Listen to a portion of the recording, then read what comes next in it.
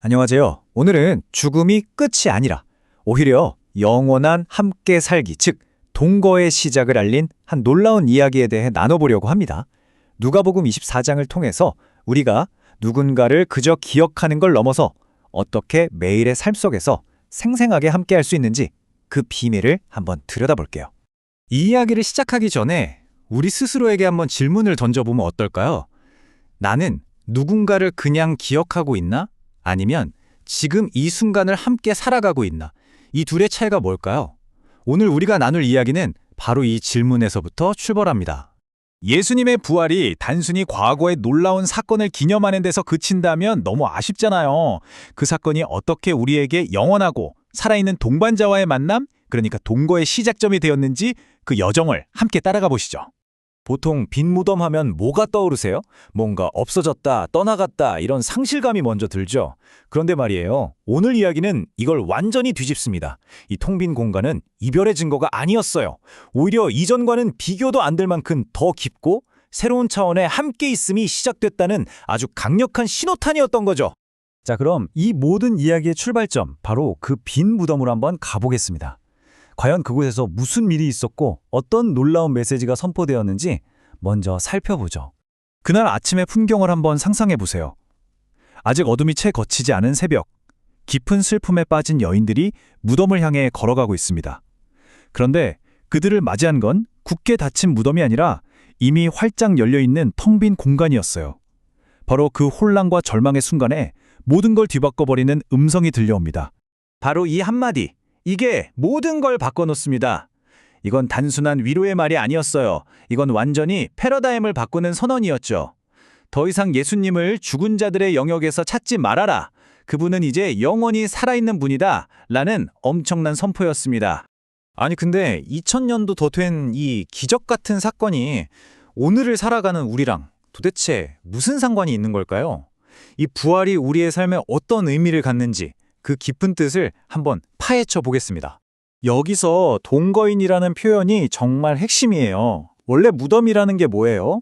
산 사람과 죽은 사람이 영원히 갈라서는 단절의 공간이잖아요.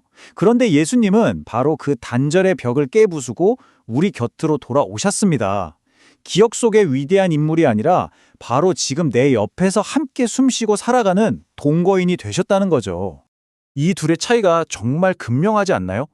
만약 예수님이 무덤에 그대로 계셨다면 우린 그저 훌륭한 스승을 그리워하고 추억하는 게 전부였을 거예요. 하지만 부활하셨기 때문에 우리는 그분과 함께 살아갈 수 있게 된 겁니다. 이게 바로 기억과 동행의 결정적인 차이점이죠. 많은 분들이 예수님의 승천을 제자들과의 작별, 뭐랄까 좀 슬픈 이별 장면으로 생각하시더라고요. 하지만 오늘 이야기는 전혀 다른 해석을 내놓습니다. 승천은 끝이 아니라 오히려 관계가 폭발적으로 확장되는 사건이었다는 거죠. 한번 생각해 보세요. 육신을 입고 계실 때는 한 번에 한 장소에만 계실 수 있었잖아요. 하지만 승천을 통해 시공간을 넘어 전 세계 모든 믿는 사람들과 동시에 함께 계시는 그런 새로운 시대가 열린 겁니다. 이건 이별이 아니라 훨씬 더 완전한 동행의 시작이었던 셈이죠. 대단하죠? 자, 그렇다면 이렇게 놀라운 동행이 현실이 되었다면 우리는 이걸 어떻게 세상에 보여주면서 살아가야 할까요? 이제 증인의 삶에 대해 이야기해 볼 차례입니다. 예수님은 제자들에게 엄청난 사명을 주세요. 너희는 이 모든 일의 증인이다. 여기서 말하는 증인이라는 게 정확히 무슨 뜻일까요? 증인이라는 건 어떤 사건을 직접 본 사람이잖아요. 여기서 말하는 증인의 삶이란 단순히 예수님이 부활하셨습니다. 라고 교리를 말로만 전하는 게 아니에요. 그게 아니라 보세요. 바로 그 부활하신 예수님과 내가 지금 함께 살고 있어요. 이 사실을 내 삶 전체로 생생하게 보여주는 사람을 의미합니다. 그러니까 핵심은 이거죠. 증인의 증거가 무슨 거창한 기적이나 대단한 사역에만 있는 게 아니라는 거예요. 매일 주님과 함께 밥을 먹고 대화하고 길을 걷는 그런 평범한 일상 속에서 자연스럽게 묻어나는 평안함과 기쁨. 그것이야말로 주변 사람들이 와, 저 사람을 보니까 예수가 진짜 살아있는 것 같아 라고 느끼게 만드는 가장 강력한 증거라는 겁니다.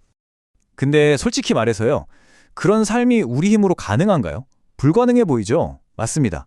그래서 마지막 퍼즐 조각이 필요해요. 이 모든 동행을 가능하게 만드는 그 힘의 근원에 대해 알아보겠습니다. 예수님은 떠나시기 직전에 제자들에게 마지막으로 신신당부를 하세요. 섣불리 움직이지 마라. 위로부터 오는 아주 특별한 능력을 입을 때까지 기다려라. 바로 그 능력의 정체가 성령님이었습니다. 우리가 앞에서 이야기했던 주님과의 영원한 동거, 그리고 증인으로서의 삶은 바로 성령님께서 우리 안에 오셔서 우리를 도와주실 때 비로소 진짜 현실이 되는 겁니다. 이게 바로 열쇠예요. 보세요. 이 과정은 아주 명확한 순서가 있어요. 먼저 약속이 주어졌고 그 약속을 믿는 기다림의 시간이 있었죠. 그리고 마침내 능력이 임했습니다. 그 결과 인간의 의지나 노력을 뛰어넘는 차원의 동행이 비로소 시작된 것입니다. 자, 이제 이 모든 이야기들을 한데 모아서 우리 각자의 삶으로 한번 가져와 보겠습니다. 이 멋진 동행은 오늘 바로 당신의 식탁에서 어떻게 이루어질 수 있을까요? 우리가 흔히 부활절이 지나면 이제 큰 절기는 다 끝났다 이렇게 생각하기 쉽잖아요. 그런데 오늘 이야기는 정확히 그 반대를 말합니다. 묵상하고 기념하는 기간이 끝났으니 이제부터가 진짜 살아계신 주님과 함께 살아가는 삶의 시작이라고 말이죠. 이 모든 거대하고 신학적인 개념이 결국 얼마나 친밀하고 구체적인 모습으로 우리에게 다가오는지 보세요. 바로 함께 밥을 먹는 것입니다. 오늘 당신의 식탁에서 당신의 가장 평범한 대화 속에서 살아계신 주님을 만나고 그분과 함께 살아가는 기쁨을 누리라는 아주 따뜻한 초대인 셈이죠. 마지막으로 이 질문을 여러분께 남깁니다. 오늘 우리가 나눈 이야기처럼 과연 나의 하루하루가, 내 표정과 말이 주변 사람들에게 저 사람을 보니 정말 예수가 살아있는 것 같아 라는 느낌을 주는 살아있는 증거가 되어가고 있나요? 우리 모두에게 깊은 울림을 주는 질문이 되었으면 좋겠습니다.